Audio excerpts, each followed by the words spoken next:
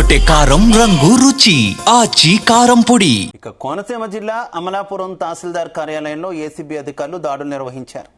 రైతు నుంచి 50,000 రూపాయల లంచం తీసుకుంటూ తహసీల్దార్ అశోక్ ప్రసాద్ పట్టుబడ్డారు. రైతు గంధం దుర్గా కొండలరావుకు చెందినటువంటి భూమిని సర్వే చేయడానికి ₹1,00,000 డిమాండ్ చేసి చివరకు వీఆర్ఏ రాము ద్వారా 50,000కు తహసీల్దార్ అంగీకరించారు. బాధితుడు రాజమండ్రి అవినీతి నిరోధక శాఖ అధికారులకు సమాచారం ఇవ్వడంతో డీఎస్పీ ఎం కిషోర్ కుమార్ ఆధ్వర్యంలో ఏసీబీ అధికారులు రంగంలోకి దిగారు. తహసీల్దార్ టేబుల్లో అనధికారికంగా ఉన్న మరో ₹5,84,000 నగదును సైతం స్వాధీనం చేసుకున్నారు.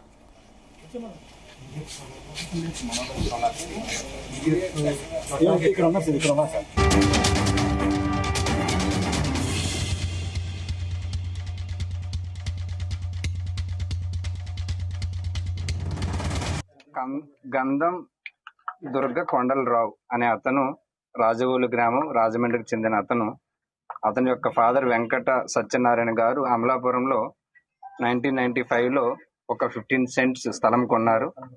ఆ తర్వాత వాళ్ళ నాన్నగారు అనారోగ్యం కారణాల వల్ల ఆ స్థలాన్ని అమ్మదలుచుకున్నారు. ఈ క్రమంలో ఆ స్థలం అమ్మడానికి ఒక ఎఫ్లైన్ సర్వే కావాలనేసి అడిగారు. కాబట్టి ఎఫ్లైన్ సర్వే చేయించడానికి ఎంఆర్ఓ ఆఫీస్ని అప్రోచ్ అయ్యారు ఈ కంప్లైనెంట్.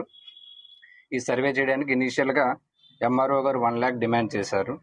తర్వాత ఏదైతే 1 lakh కాకుండా డేటా ఎంట్రీ ఆపరేటర్ అయిన రాము ద్వారా అది 50,000కి సెటిల్ చేశారు.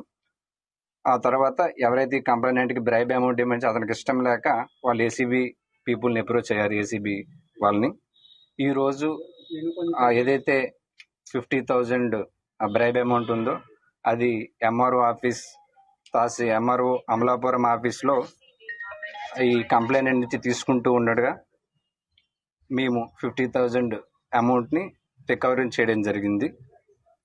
రికవరీ చేసిన తర్వాత ఎవరైతే తహసీల్దార్ ఉన్నారో అశోక్ ప్రసాద్, అదేవిధంగా డేటా ఎంట్రీ ఆపరేటర్ అయిన రామును కూడా మేము కస్టడీలోకి తీసుకున్నాం.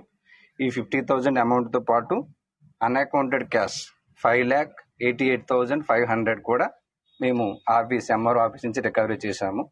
ఈ ఫర్దర్గా వీళ్ళిద్దరినీ కూడా జ్యుడిషియల్ రిమాండ్కి పంపడం జరుగుతుంది. పీపుల్ అందరికీ రిక్వెస్ట్ ఏంటంటే ఎవరైనా సరే గవర్నమెంట్ సర్వెంట్స్ మిమ్మల్ని బ్రైబ్ అమౌంట్ డిమాండ్ చేస్తే ఏసీబీ పీపుల్ని అప్రోచ్ అవ్వాల్సిందిగా మీ అందరికీ కూడా రిక్వెస్ట్ చేస్తున్నానండి.